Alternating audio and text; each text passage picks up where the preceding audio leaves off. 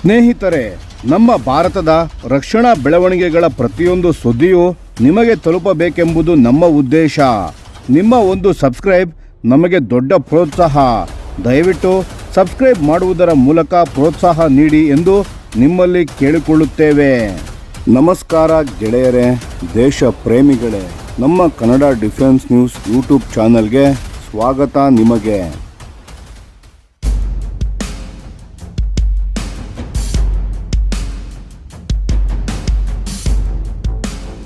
ಭಾರತದಲ್ಲಿ ಈಗ high altitude long endurance HALE UAV ಅಭಿವೃದ್ಧಿಯ ಸ್ಪರ್ಧೆ ಅಧಿಕೃತವಾಗಿ ಆರಂಭವಾಗುತ್ತಿರುವ ಸೂಚನೆಗಳು ಕಾಣಿಸುತ್ತಿವೆ. ಬಹುಕಾಲದಿಂದ ನಿರೀಕ್ಷಿಸಲಾಗುತ್ತಿದ್ದ ಈ ಯೋಜನೆ ಈಗ ವೇಗವನ್ನು ಪಡೆಯುತ್ತಿದೆ. ಮೂಲಗಳ ಪ್ರಕಾರ ಕನಿಷ್ಠ 2 ರಕ್ಷಣಾ ಸಾರ್ವಜನಿಕ ವಲಯದ ಕಂಪನಿಗಳು ಮತ್ತು ಒಂದು ಖಾಸಗಿ ಕಂಪನಿ ಈಗಾಗಲೇ ಭಾರತೀಯ ವಾಯುಪಡೆ ಮತ್ತು ಭಾರತೀಯ ಸೇನೆಗೆ HALE ವರ್ಗದ ಡ್ರೋನ್ ಅಭಿವೃದ್ಧಿ ಮಾಡಲು ಅಧಿಕೃತವಾಗಿ ಪ್ರಸ್ತಾವನೆಯನ್ನು ನೀಡಿದೆ. ಈ ಸ್ಪರ್ಧೆ ಮುಂದಿನ ದಿನಗಳಲ್ಲಿ ಭಾರತವನ್ನು ದೀರ್ಘಕಾಲದ ಮೇಲ್ವಿಚಾರಣೆ ಮತ್ತು ದೂರದ ದಾಳಿಗಳಂತಹ ಅನ್ಮ್ಯಾನ್ಡ್ ವಾರ್ಫೇರ್ ಕಾರ್ಯಗಳನ್ನು ಹೇಗೆ ನಡೆಸುತ್ತದೆ ಎಂಬುದನ್ನೇ ಬದಲಾಯಿಸಬಹುದು. ಈ ಪ್ರಾರಂಭಿಕ ಪ್ರಯತ್ನದ ಕೇಂದ್ರದಲ್ಲಿ ಇದೆ ಏರೋನಾಟಿಕಲ್ ಡೆವಲಪ್ಮೆಂಟ್ ಎಸ್ಟಾಬ್ಲಿಷ್ಮೆಂಟ್ ADE. ಇದು ಟರ್ಬೋಪ್ರಾಪ್ ಇಂಜಿನ್ ಬಳಸುವ HALE UAVಯನ್ನು 2 ವಿಭಿನ್ನ ವಿನ್ಯಾಸಗಳಲ್ಲಿ ಅಭಿವೃದ್ಧಿಪಡಿಸುವ ಪ್ರಸ್ತಾವನೆಯನ್ನು ನೀಡಿದೆ. ಈ 2 ಮಾದರಿಗಳು ಮುಖ್ಯವಾಗಿ ಇಂಟೆಲಿಜೆನ್ಸ್, ಸರ್ವೆಲೆನ್ಸ್ ಮತ್ತು ರಿಕಾನೆಸೆನ್ಸ್ ಅಂದರೆ ISR ಮಿಷನ್ಗಳಿಗಾಗಿ ವಿನ್ಯಾಸಗೊಳಿಸಲಾಗಿದೆ. ಈಗಾಗಲೇ ಭಾರತೀಯ ಸೇನೆ ಮತ್ತು ವಾಯುಪಡೆ ಸಂಯುಕ್ತ ತಾಂತ್ರಿಕ ತಂಡ ಈ ವಿನ್ಯಾಸಗಳನ್ನು ಪರಿಶೀಲಿಸುತ್ತಿದೆ. ಈ ಕಲ್ಪನೆ ಬಹಳ ವ್ಯಾವಹಾರಿಕವಾಗಿದೆ. ಅಂದರೆ ದೀರ್ಘಕಾಲ ಗಗನದಲ್ಲಿ ತಂಗುವ ಸಾಮರ್ಥ್ಯ, ಹೆಚ್ಚು ಪೇಲೋಡನ್ನು ಹೊತ್ತೊಯ್ಯುವ ಸಾಮರ್ಥ್ಯ ಮತ್ತು ಕಡಿಮೆ ಕಾರ್ಯಾಚರಣೆಯ ವೆಚ್ಚ ಇವೆಲ್ಲವನ್ನು ಗಮನದಲ್ಲಿಟ್ಟು ವಿನ್ಯಾಸ ಮಾಡಲಾಗಿದೆ. ಇದು ಮುಖ್ಯವಾಗಿ ಸೀಮಾ ಪ್ರದೇಶಗಳಲ್ಲಿ ದೀರ್ಘಕಾಲದ ಮೇಲ್ವಿಚಾರಣೆ ಮಾಡಲು ಉಪಯುಕ್ತವಾಗಲಿದೆ. ಆದರೆ ಇಲ್ಲಿ ಒಂದು ಪ್ರಮುಖ ವಿಷಯ ಕಂಡುಬರುತ್ತಿದೆ. ಭಾರತೀಯ ಸೇನೆ ಮತ್ತು ವಾಯುಪಡೆಯ ನಡುವೆ ದೃಷ್ಟಿಕೋನದ ವ್ಯತ್ಯಾಸ. ಭಾರತೀಯ ಸೇನೆಗೆ ಟರ್ಬೋಪ್ರಾಪ್ HALE UAV ತುಂಬ ಸೂಕ್ತವೆಂದು ಕಾಣುತ್ತಿದೆ. ಇವುಗಳು ಭಾರತೀಯ ವಾಯುಪ್ರದೇಶದ ಒಳಗೆ ಸುರಕ್ಷಿತವಾಗಿ ತಿರುಗುತ್ತಾ ಗಡಿಭಾಗವನ್ನು ನಿರಂತರವಾಗಿ ಗಮನಿಸಬಹುದು. ಆದರೆ ಭಾರತೀಯ ವಾಯುಪಡೆಯ ದೃಷ್ಟಿಕೋನ ಸ್ವಲ್ಪ ವಿಭಿನ್ನವಾಗಿದೆ. ವಾಯುಪಡೆಗೆ ಮುಖ್ಯವಾದದ್ದು ಸರ್ವೈವಬಿಲಿಟಿ, ಅಂದರೆ ಶತ್ರುಗಳ ಏರ್ ಡಿಫೆನ್ಸ್ ಇರುವ ಪ್ರದೇಶಗಳಲ್ಲೂ ಬದುಕಿ ಕಾರ್ಯನಿರ್ವಹಿಸುವ ಸಾಮರ್ಥ್ಯವುಳ್ಳದ್ದು. ಅದರ ಕಾರಣಕ್ಕೆ ವಾಯುಪಡೆ ಈಗ ಹಿಂದೂಸ್ತಾನ್ ಏರೋನಾಟಿಕ್ಸ್ ಲಿಮಿಟೆಡ್ ಮತ್ತು ಖಾಸಗಿ ಕಂಪನಿಯೊಂದರೊಂದಿಗೆ ಅಭಿವೃದ್ಧಿಪಡಿಸಲಾಗುತ್ತಿರುವ ಜೆಟ್ ಪವರ್ಡ್ ಮತ್ತು ಸ್ಟೆಲ್ತ್ ಆಪ್ಟಿಮೈಸೇಷನ್ ಹೊಂದಿರುವ HALE UAVಗಳ ಕಡೆ ಹೆಚ್ಚು ಆಸಕ್ತಿಯನ್ನು ತೋರಿಸುತ್ತಿದೆ. ಈ ಜೆಟ್ ಪವರ್ಡ್ UAVಗಳನ್ನು ಕೇವಲ ಸರ್ವೆಲೆನ್ಸ್ಗಾಗಿ ಮಾತ್ರವಲ್ಲದೆ ಬಹುಪಾತ್ರದ ಮಿಷನ್ಗಳಿಗಾಗಿ ವಿನ್ಯಾಸಗೊಳಿಸಲಾಗುತ್ತಿದೆ. ಅಂದರೆ ಇವುಗಳು ISR ಮಿಷನ್ಗಳ ಜೊತೆಗೆ ಶತ್ರು ಪ್ರದೇಶದ ಆಳದಲ್ಲಿ ಪ್ರಿಸಿಷನ್ ಸ್ಟ್ರೈಕ್ ಮಿಷನ್ಗಳನ್ನು ಕೂಡ ನಡೆಸುವ ಸಾಮರ್ಥ್ಯವನ್ನು ಹೊಂದಿರಬಹುದು. ಈ ಕಲ್ಪನೆಯ ಪ್ರಕಾರ ಇವುಗಳು ಸಾಂಪ್ರದಾಯಿಕ ರೆಕಾನೆಸೆನ್ಸ್ ಡ್ರೋನ್ಸ್ ಮತ್ತು ಸಂಪೂರ್ಣ ಅನ್ಮ್ಯಾನ್ಡ್ ಕಾಂಬ್ಯಾಟ್ ಏರಿಯಲ್ ವೆಹಿಕಲ್ಸ್ಗಳ ನಡುವಿನ ಗಡಿ ರೇಖೆಯನ್ನು ಮುಸುಕಾಗಿಸುತ್ತದೆ. ಅಂದರೆ ವಾಯುಪಡೆಗೆ ಇದು ದೀರ್ಘಕಾಲ ಗಗನದಲ್ಲಿ ಉಳಿಯುವ ಹಾಗೆಯೇ ಶತ್ರುಗಳ ರಕ್ಷಿತ ವಾಯು ಪ್ರದೇಶಕ್ಕೆ ನುಗ್ಗುವ ಸಾಮರ್ಥ್ಯ ಹೊಂದಿರುವ ಹೊಸ ರೀತಿಯ ಯುದ್ಧ ಸಾಧನವಾಗಬಹುದು. ಈ 2 ದೃಷ್ಟಿಕೋನಗಳ ನಡುವಿನ ವ್ಯತ್ಯಾಸವು ಭಾರತದ ಭವಿಷ್ಯದ ಅನ್ಮ್ಯಾನ್ಡ್ ವಾರ್ಫೇರ್ ಡಾಕ್ಟ್ರಿನಲ್ಲಿ ಬದಲಾವಣೆಯ ಸಂಕೇತವಾಗಿದೆ. ಸೇನೆಗೆ ಮುಖ್ಯವಾಗಿ ಬೇಕಾಗಿರುವುದು ಸುರಕ್ಷಿತ ಆಕಾಶದಿಂದ ಯುದ್ಧ ಭೂಮಿಯ ಮೇಲೆ ನಿರಂತರ ಕಣ್ಣು ಇಡುವ ವ್ಯವಸ್ಥೆ. ಆದರೆ ವಾಯುಪಡೆಗೆ ಬೇಕಾಗಿರುವುದು ಶತ್ರುಗಳ ಏರ್ ಡಿಫೆನ್ಸ್ ಇದ್ದರೂ ಕಾರ್ಯನಿರ್ವಹಿಸುವ ಸಾಮರ್ಥ್ಯ ಹೊಂದಿರುವ ಪ್ಲ್ಯಾಟ್ಫಾರ್ಮ್. ಈ 2 ದೃಷ್ಟಿಕೋನಗಳು ಸತ್ಯ ಮತ್ತು ಪ್ರಾಮಾಣಿಕವಾಗಿವೆ. ಆದರೆ ಇದರ ಪರಿಣಾಮವಾಗಿ ಭಾರತ ಒಂದು ಮಾತ್ರ HALE UAV ಬಳಸುವ ಬದಲು ವಿಭಿನ್ನ ಸೇವೆಗಳಿಗೆ ವಿಭಿನ್ನ ವರ್ಗದ HALE UAVಗಳನ್ನು ಬಳಸುವ ಸಾಧ್ಯತೆ ಇದೆ. ಇದಕ್ಕೆ ಮತ್ತೊಂದು ಆಯಾಮವನ್ನು ಸೇರಿಸುತ್ತಿದೆ ಭಾರತೀಯ ನೌಕಾಪಡೆ ಭೂ ಆಧಾರಿತ ಸೇನೆ ಮತ್ತು ವಾಯುಪಡೆಗಿಂತ ಭಿನ್ನವಾಗಿ ನೌಕಾಪಡೆಗೆ ಬೇಕಾಗಿರುವುದು ಶೋರ್ ಬೇಸ್ ಏರ್ ಸ್ಟೇಷನ್ಗಳಿಂದ ಮತ್ತು ಯುದ್ಧ ವಿಮಾನದ ವಿಮಾನವಾಹಕ ನೌಕೆಗಳಿಂದ ಕಾರ್ಯವನ್ನು ನಿರ್ವಹಿಸಬಲ್ಲ ಅನ್ಮ್ಯಾನ್ಡ್ ಸಿಸ್ಟಮ್ಸ್ಗಳು.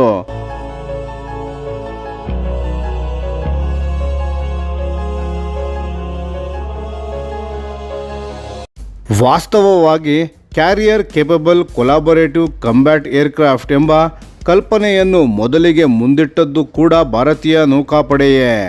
ಇದೀಗ ನೌಕಾಪಡೆ ಭವಿಷ್ಯದ ವಿಮಾನವಾಹಕ ನೌಕೆಗಳಿಂದ ಹೇಲ್ ಮತ್ತು ಮೇಲ್ UAVಗಳನ್ನು ಕಾರ್ಯನಿರ್ವಹಿಸಲು ಅಗತ್ಯವಿರುವ ಮಾನದಂಡಗಳನ್ನು ರೂಪಿಸುತ್ತಿದೆ.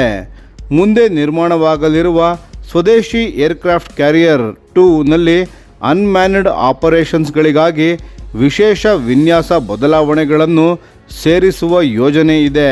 ನೌಕಾಪಡೆಗೆ ಹೇಲ್ UAVಗಳ ಮಹತ್ವ ಮುಖ್ಯವಾಗಿ ಮೆರಿಟೈಮ್ ಡೊಮೈನ್ ಅವೇರ್ನೆಸ್ ಮತ್ತು ದೀರ್ಘ ದೂರದ ಸಮುದ್ರ ಮೇಲ್ವಿಚಾರಣೆ. ಒಂದು ಕ್ಯಾರಿಯರ್ ಲಾಂಚ್ಡ್ ಅಥವಾ ಕ್ಯಾರಿಯರ್ ಸಪೋರ್ಟೆಡ್ ಹೇಲ್ UAVಗಳು ಇದ್ದರೆ ಭಾರತವು ವಿಶಾಲ ಸಮುದ್ರ ಮಾರ್ಗಗಳನ್ನು ನಿರಂತರವಾಗಿ ಗಮನಿಸಬಹುದು ಮತ್ತು ಅದಕ್ಕಾಗಿ ಮ್ಯಾನ್ಡ್ ಏರ್ಕ್ರಾಫ್ಟ್ಗಳನ್ನು ಬಳಸುವ ಅಗತ್ಯ ಕಡಿಮೆಯಾಗುತ್ತದೆ. ಇದು ವಿಶೇಷವಾಗಿ ಭಾರತೀಯ ಮಹಾಸಾಗರ ಪ್ರದೇಶದಲ್ಲಿ ಹೆಚ್ಚುತ್ತಿರುವ ಭೌಗೋಳಿಕ ಸ್ಪರ್ಧೆಯ ನಡುವೆ ಅತ್ಯಂತ ಪ್ರಮುಖ ಸಾಮರ್ಥ್ಯ. ಇದಲ್ಲದೆ ಭಾರತದ ಮೇಲ್ UAV ಕಾರ್ಯಕ್ರಮ ಈಗಾಗಲೇ ಈ ಕ್ಷೇತ್ರದಲ್ಲಿ ಎಷ್ಟು ದೊಡ್ಡ ಸ್ಪರ್ಧೆ ಇದೆ ಎಂಬುದನ್ನು ತೋರಿಸಿದೆ. ಸಾರ್ವಜನಿಕ ಮತ್ತು ಖಾಸಗಿ ವಲಯದ 20ಕ್ಕೂ ಹೆಚ್ಚು ಕಂಪನಿಗಳು ಸ್ವದೇಶಿ ವಿನ್ಯಾಸಗಳು ಅಥವಾ ವಿದೇಶಿ ಕಂಪನಿಗಳೊಂದಿಗೆ ಸಹಭಾಗಿತ್ವದ ಪರಿಹಾರಗಳನ್ನು ಮುಂದಿಟ್ಟಿವೆ. ಈ ಅನುಭವವೇ ಈಗ ಹೇಲ್ ವಿಭಾಗದ ಅಭಿವೃದ್ಧಿಗೆ ನೇರವಾಗಿ ನೆರವಾಗುತ್ತಿದೆ. ಉದ್ಯಮ ವಲಯದ ಮಾಹಿತಿಯ ಪ್ರಕಾರ ಮೇಲ್ UAV ಸ್ಪರ್ಧೆಯಲ್ಲಿ ಅಂತಿಮ ನಿರ್ಧಾರವಾದ ನಂತರ 3 ಸೇನಾ ಘಟಕಗಳು ಸೇರಿ ಹೇಲ್ ಕಾರ್ಯಕ್ರಮಕ್ಕೆ ಅಧಿಕೃತವಾಗಿ ರಿಕ್ವೆಸ್ಟ್ ಫಾರ್ ಇನ್ಫಾರ್ಮೇಷನ್ ಅನ್ನು ಹೊರಡಿಸುವ ಸಾಧ್ಯತೆ ಇದೆ. ಮೇಲ್ UAVಗಳ ಒಟ್ಟು ಅಗತ್ಯತೆ ಸುಮಾರು 87 ವಿಮಾನಗಳಷ್ಟು ಎಂದು ಅಂದಾಜಿಸಲಾಗಿದೆ. ಹೇಲ್ UAVಗಳ ಸಂಖ್ಯೆ ಕಡಿಮೆ ಇರಬಹುದು, ಆದರೆ ಅವುಗಳ ತಂತ್ರಾತ್ಮಕ ಮಹತ್ವ ಬಹಳ ಹೆಚ್ಚು. ಏಕೆಂದರೆ ಈ ವ್ಯವಸ್ಥೆಗಳು 1 ಅಥವಾ 2 ದಿನಗಳಲ್ಲ, ಕೆಲವೊಮ್ಮೆ ಹಲವು ದಿನಗಳ ಕಾಲ ಗಗನದಲ್ಲಿ ಉಳಿದು ಸಂಪೂರ್ಣ ಯುದ್ಧ ಕ್ಷೇತ್ರವನ್ನು ಗಮನಿಸುವ ಸಾಮರ್ಥ್ಯ ಹೊಂದಿರುತ್ತದೆ. ಈ ಕ್ಷಣದ ವಿಶೇಷತೆ ಕೇವಲ ಹೊಸ ಡ್ರೋನ್ ವಿನ್ಯಾಸಗಳಲ್ಲ.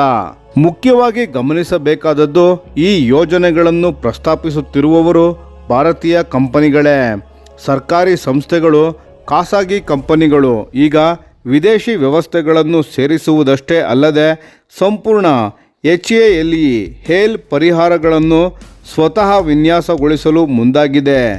ಇದು ಭಾರತದ ಏರೋಸ್ಪೇಸ್ ಕ್ಷೇತ್ರವು ಈಗ ಇಂಜಿನ್ ತಂತ್ರಜ್ಞಾನ, ಏರ್ಫ್ರೇಮ್ನ ವಿನ್ಯಾಸ, ಮಿಷನ್ ಸಿಸ್ಟಮ್ಗಳು ಮತ್ತು ಸ್ಟೆಲ್ತ್ ಶೇಪಿಂಗ್ ಕ್ಷೇತ್ರಗಳಲ್ಲಿ ಸಾಕಷ್ಟು ಪ್ರೌಢತೆಯನ್ನು ಪಡೆದಿದೆ ಎಂಬುದನ್ನು ತೋರಿಸುತ್ತದೆ. ಮುಂದಿನ ದಿನಗಳಲ್ಲಿ ನಡೆಯಲಿರುವ ಪ್ರಮುಖ ಚರ್ಚೆ ಏನೆಂದರೆ ಟರ್ಬೋ ಪ್ರಾಪ್ ಎಂಡ್ಯೂರೆನ್ಸ್ ವಿರುದ್ಧ ಜೆಟ್ ಪವರ್ಡ್ ಸರ್ವೈವಬಿಲಿಟಿ. ಈ ನಿರ್ಧಾರವೇ ಮುಂದಿನ 2 ದಶಕಗಳ ಕಾಲ ಭಾರತದ ಅನ್ಮ್ಯಾನ್ಡ್ ವಾರ್ಫೇರ್ ಡಾಕ್ಟರಿನನ್ನು ನಿರ್ಧರಿಸಬಹುದು. ಅಂತಿಮವಾಗಿ ಒಂದೇ ಪ್ಲಾಟ್ಫಾರ್ಮ್ ಆಯ್ಕೆಯಾಗುತ್ತದೆಯೋ ಅಥವಾ ವಿಭಿನ್ನ ಸೇವೆಗಳಿಗಾಗಿ ವಿಭಿನ್ನ ಮಾದರಿಗಳೋ ಎಂಬುದು ಇನ್ನೂ ಸ್ಪಷ್ಟವಾಗಿಲ್ಲ. ಆದರೆ ಒಂದು ವಿಷಯ ಖಚಿತ ಸ್ನೇಹಿತರೆ, ಈ ಹೇಲ್ ಕಾರ್ಯಕ್ರಮವು ಭಾರತವನ್ನು ವಿದೇಶಿ ಡ್ರೋನ್ ಕಲ್ಪನೆಗಳನ್ನು ಆಮದು ಮಾಡುವ ಹಂತದಿಂದ ಹೊರಗೆಳೆದು ಸ್ವತಃ ತನ್ನ ಅನ್ಮ್ಯಾನ್ಡ್ ಸಿಸ್ಟಮ್ಸ್ಗಳನ್ನು ವಿನ್ಯಾಸಗೊಳಿಸುವ ಹಂತಕ್ಕೆ ತರುತ್ತಿದೆ. ಇವುಗಳು ಭಾರತದ ಭೌಗೋಳಿಕ ಪರಿಸ್ಥಿತಿ, ಭದ್ರತಾ ಸವಾಲುಗಳು ಮತ್ತು ಕಾರ್ಯಾಚರಣೆಯ ಅಗತ್ಯತೆಗಳಿಗೆ ತಕ್ಕಂತೆ ರೂಪುಗೊಳ್ಳಲಿವೆ. ಮೇಲ್ ಸ್ಪರ್ಧೆ ಅಂತಿಮ ಹಂತಕ್ಕೆ ತಲುಪುತ್ತಿದ್ದಂತೆ ಮತ್ತು ಹೇಲ್ ಅವಶ್ಯಕತೆಗಳು ಸ್ಪಷ್ಟವಾಗುತ್ತಾ ಬಂದಂತೆ ಭಾರತದ ಅನ್ಮ್ಯಾನ್ಡ್ ಭವಿಷ್ಯ ಇನ್ನಷ್ಟು ಎತ್ತರಕ್ಕೆ, ಅಂದರೆ ಸ್ಟ್ರಾಟೋಸ್ಪಿಯರ್ ವರೆಗೆ ವಿಸ್ತರಿಸುವ ಸಮಯ ಬಂದಿದೆ. ಇದು ಇನ್ನು ಕೇವಲ ಡ್ರೋನ್ ನಿರ್ಮಾಣದ ಸ್ಪರ್ಧೆ ಅಲ್ಲ, ಇದು ನಿರಂತರವಾಗಿ ಗಮನಿಸುವ ಹಾಗೂ ಬದುಕಿ ಉಳಿಯುವ ಮತ್ತು ಅಗತ್ಯವಿದ್ದರೆ ದಾಳಿ ಮಾಡುವ ಸಾಮರ್ಥ್ಯ ಹೊಂದಿರುವ ಸಂಪೂರ್ಣ ವ್ಯವಸ್ಥೆಯನ್ನು ಯಾರು ನಿರ್ಮಿಸುತ್ತಾರೆ ಎಂಬ ಪ್ರಶ್ನೆ. ಮತ್ತು ಈ ಬಾರಿ ಅವರ ಹೃದಯದಲ್ಲಿ ಭಾರತೀಯ ತಂತ್ರಜ್ಞಾನವೇ ಇರಲಿದೆ.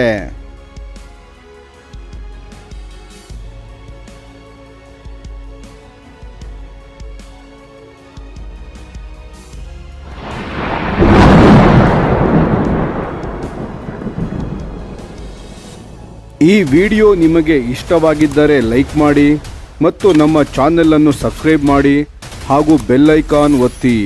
ಯಾವ ಅಪ್ಡೇಟ್ಗೂ ಮಿಸ್ ಆಗಬೇಡಿ. ಡಿಫೆನ್ಸ್ ಸುದ್ದಿಗಳನ್ನು ತ್ವರಿತವಾಗಿ ಪಡೆಯಿರಿ. ನಿಮ್ಮ ಬೆಂಬಲವೇ ನಮ್ಮ ಶಕ್ತಿ. ಭಾರತ ಬಲಿಷ್ಠವಾಗಲಿ ಎಂದು ಆಶಿಸುತ್ತಾ ಭಾರತ ಮಾತೆಗೆ ಜೈ. ಧನ್ಯವಾದಗಳು.